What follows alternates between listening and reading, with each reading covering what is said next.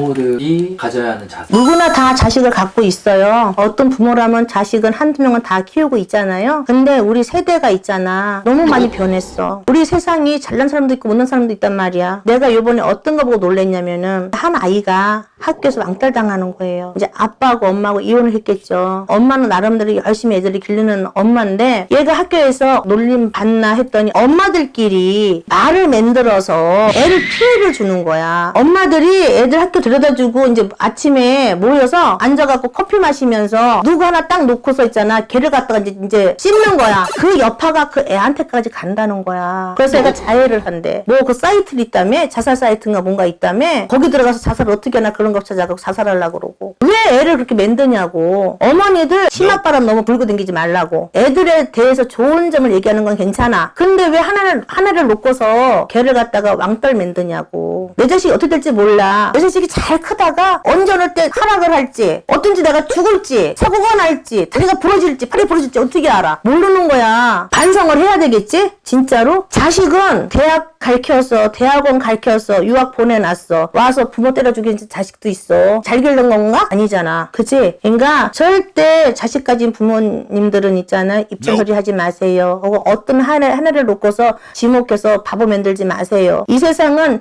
잘난 사람도 있고 못난 사람도 있어요. 더불어가는 산의 세상이야. 그래서 우리나라에 잘난 사람만 있으면 뒤집어져. 그렇기 때문에 이 자식 가진 부모님들은 절대 말 한마디 하더라도 안 좋은 상황이 있더라도 덕담을 해주세요. 괜찮을 거라고. 걔 괜찮은 애라고. 걔하고도 친하게 지내라고. 왕따 시키지 마세요. 당신 자식이 언제 어느 때 왕따가 될지 모르니까. 이 말은 꼭 하고 싶어. 왜냐면은 나는 그 상담을 받고 나서 너무너무 마음이 아팠거든. 그러니까 절대 자식 가진 부모님들 초등학생이나 뭐 유치원생이나 지금 유치원생부터 그렇대. 세대가 유치원생부터 그렇게 엄마들이 그런데 왜들 그래? 배운 사람들이 왜들 그러냐고. 제발 그러지 마세요. 그거 제 다 받아. 뭔 얘기인 줄 알아? 남의 가슴 아프게 하면은 남의 가슴 눈물 나게 하면 지네는 피눈물 나는 거예요. 옛말 틀린 말 없어. 절대 말 한마디로 덕담을 해주시죠. 나쁜 말 하지 마세요.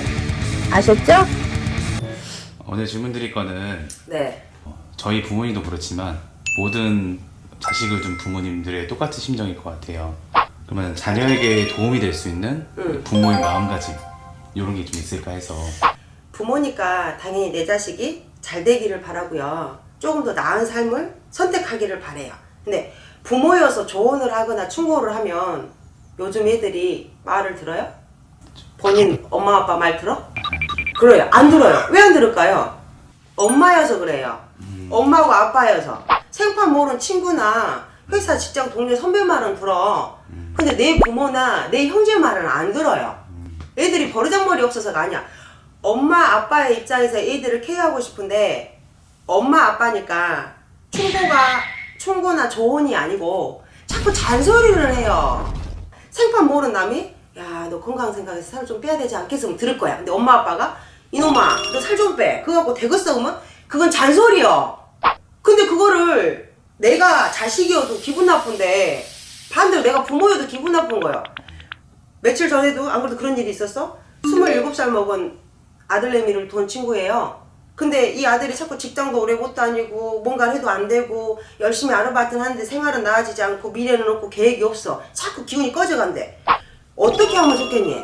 사주팔자랑 상관없이 기륭합이랑 상관없이 이 친구한테 조언을 해주고 싶다고 하더라고요.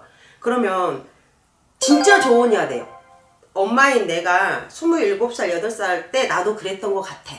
세상은 힘들고 뭘 해도 안 되고 내가 가진 게 없고 부모 복이 없고 내가 복이 없는 친구 나도 그렇게 생각했던 것 같아. 허나 계획을 잡고 조금씩 뭔가를 나아지려고 노력을 하고 뭔가를 배워보려고 하고 올해보다 내년에 다른 계획을 또 잡아서 움직여 보니까 따뜻한 니네 아빠를 만나서 이렇게 따뜻한 가족을 꾸렸던 것 같아라고 나도 그 나이 때를 겪어본 거에 대한 이야기를 해줘야 돼. 애들이 먹어주지. 야, 너 왜 그러고 살아? 너 왜 밥을 안 먹어? 너 왜 하루 종일 핸드폰만 만지냐? 하면 20살이고 10살이고 7살짜리 꼬맹이들도 말을 안 들어요. 그걸 오래 하면 나쁜 건지 알지만 제재시킬 수 있으면 나도 7살 때 핸드폰 갖고 놀았을 거 아니라. 나도 7살 때 그때는 핸드폰이 없었으니 테레비를 갖고 하루 종일 봤을 거 아니에요. 보지 말아야 되는 걸 설명을 하고 7살에 맞게, 10살에 맞게, 15살에 맞게 오늘은 이것만 이 시간만 하는 게 니한테 좋을 것 같아. 그 이상 하면 도움이 안 될 거라고 해줘야 애들이 먹어주지.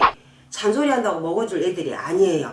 내 자식이라고 충고를 하지 마시고 남의 자식이라고 생각하고 조언이라는 걸 해줘야지 애들이 커요. 본인 그 경험을 토대로 공감대 형성을 해주는 그렇죠. 거예요. 잔소리를 떠나서 15살, 9살, 12살 조카애들 제가 9명이나 돼요. 이 꼬맹이들하고 대화를 할 때 야, 너 요즘 공부 잘해? 하루에 몇 시간이나 해? 이런 소리 안 해요. 엄마 아빠한테도 맨날 듣는 얘기를 왜 나한테까지 들으려고 하겠어? 요즘 공부하는 게 어때? 재미있어? 친구들은 어때? 친구들 사귀기 힘들지 않니? 이럴 때는 어떻게 해? 저 물어봐줘요. 이모도 그때 그랬던 것 같아. 친구하고 잘 지내고 싶은데 아무것도 아닌 것 같고 그 친구가 오해해가지고 그 친구하고도 헤어지기도 하고 싸우기도 하고 마음에 상처도 받고 있었던 것 같아. 허나 그러면서 커가는 것 같아. 지금 네가 그 나이 때 겪는 일이야. 마음에 담아두지 말고 톡톡 털어야지 되지 않겠어? 내년 되면 또 새로운 친구가 올 텐데? 하고 이런 식으로 조언해줘야지. 자꾸 왜 친구들하고 그렇게 싸움박질하고 지내냐, 왜 그렇게 하냐 해봤자 소용이 없더라고요. 부모여서 당연히 마음은 앞서지만 부모로서 충고가 아니고 사람 대 사람으로 놓고 충고가 아닌 조언이 필요해요. 요즘 애들한테는. 그 조언을 했을 때 처음에는 안 듣는 척 해요. 허나 엄마이기 전에 같은 사람으로서 한 조언이라서 마음에 와 닿아요. 그리고 진짜 내가 어려운 일이 생겼을 때 제일 먼저 아마 조언을 구할 거예요. 엄마, 아빠 이런 일이 생겨서 이렇게 됐는데 어떻게 하면 돼요? 같은 그 나이 때 살아본 사람으로서 조언해줘야지 이 친구가 성장하고 발전해나고 진짜 어른이 돼갈 거예요. 감사합니다. 전라도 담양 부족청통 오시제자였습니다. 네, 안녕하세요. 안녕하세요. 우리 선생님의 이제 영상을 많이 보신 분들이 보통 연령대가 40대에서 50대 여성분들, 이제 한 아이의 어머님들이실 텐데 선생님께서 생각하시는 이 시대의 부모의 자세, 이게 조금 궁금해가지고. 네. 제가 드리는 말씀도 다 정답이라고는 할 수는 없겠죠. 부모님의 자세 정말 중요해요. 정말 아이들 문제로, 자녀 문제로 상담을 의뢰하시러 오시는 분들도 굉장히 많고요. 또 거기서 또 해답을 얻어 가시는 분들도 있지만 또 어쩌지 못해, 너무 늦게 와서 어쩌지 못해. 왜? 그 아이의 인지, 인성이 다 자리 잡고 그 아이가 어느덧 40이 됐어. 그거 어떡하냐고. 근데 그 전에 이전에 잡아주셔야지. 부모님의 자세. 물론 예전에는 체벌 세대였죠. 체벌 아니고서는 아이를 가르칠 수 있는 방법을 몰라서 체벌을 했을 수도 있고요. 나의 성격, 나의 욱함으로 아이를 쥐잡듯이 체벌하는 사람들도 있었고요. 나보다 약하니까 나의 화풀이 상대. 이거는 정말 부모 자세는 정말 아니죠. 근데 요즘에 생각하는 부모님의 자녀를 바라보는 자세들이 뭐냐면 자랑거리. 내 아이는 나한테 자랑거리야. 왜?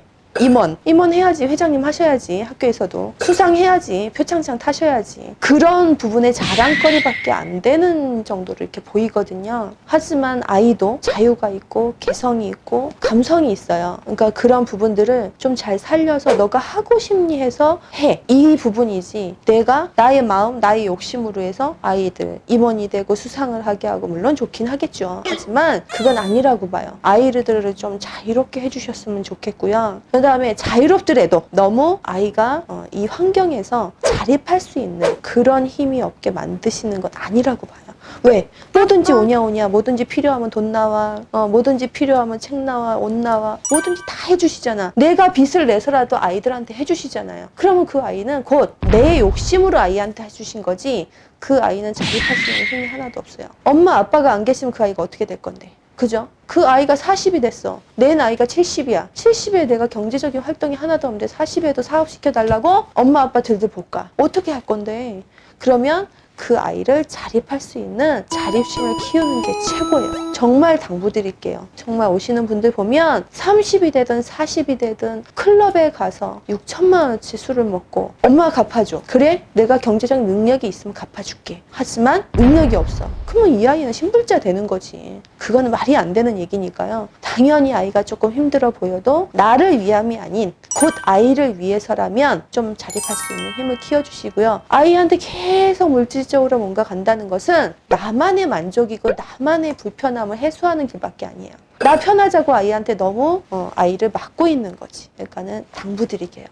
대충 키워주시고요. 조금 어려운 듯 아이들을 키우셔야지 모든 걸 다 해주시다 보면 이 세상에 남녀 불문하고 이 세상에 혼자 살아가야 될 아이들인데 힘을 키우지 못한답니다. 당부드릴게요.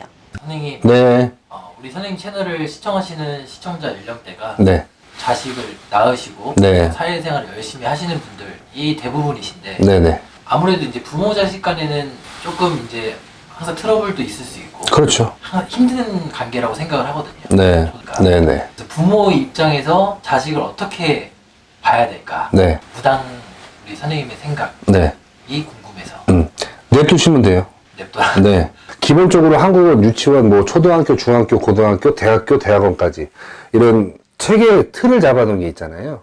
우리 부모님들한테 이제 말씀을 드리고 싶은 거는 뭐냐면, 아이의 인성이라든가, 심리 상태, 정신적인 건강, 이런 것들만 신경을 써주시고, 공부 쪽으로는 너무 그렇게 막 강요나 뭐 이렇게 틀을 만드시지는 않았으면 좋겠어요.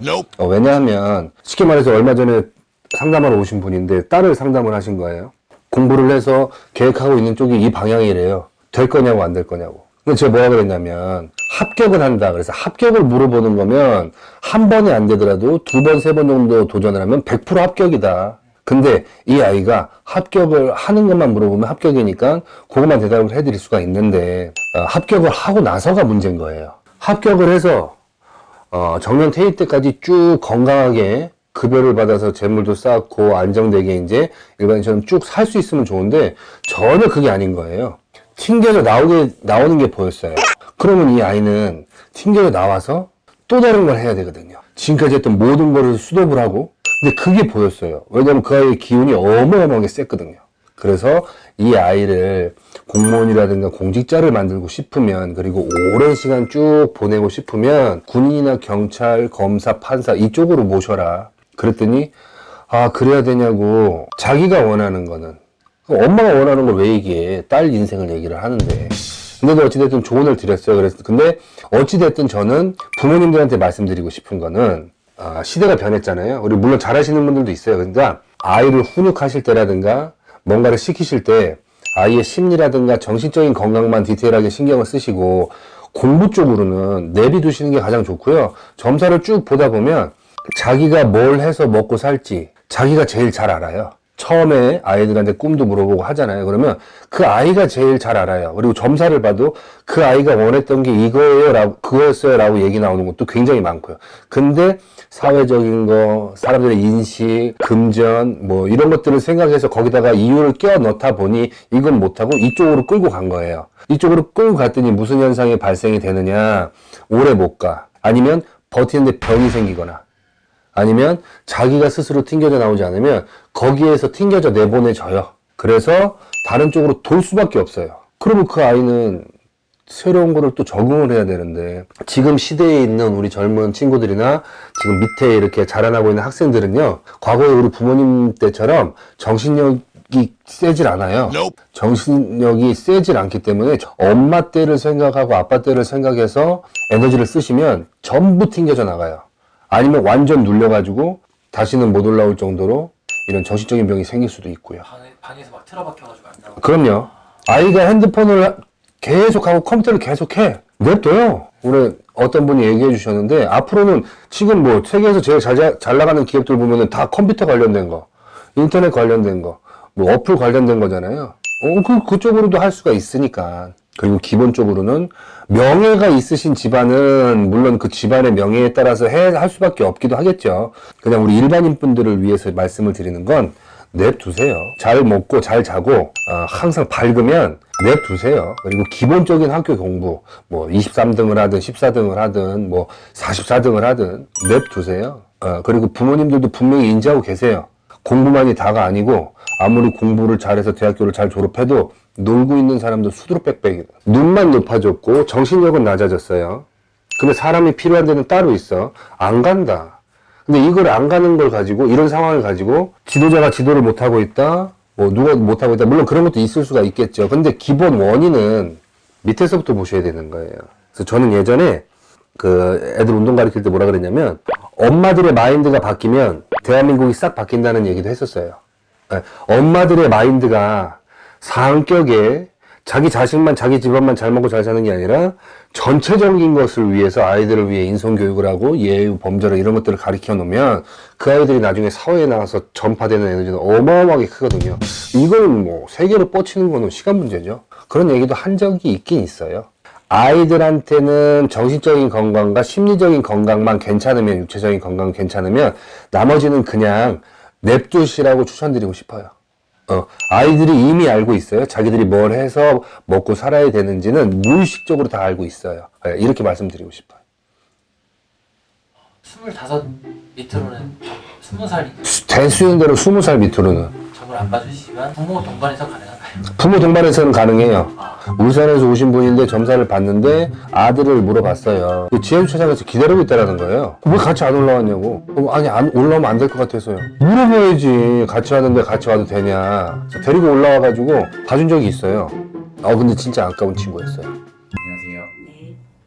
무당 선생님께서 생각하시는 이 시대의 부모님들의 자세. 부모님들의 자세.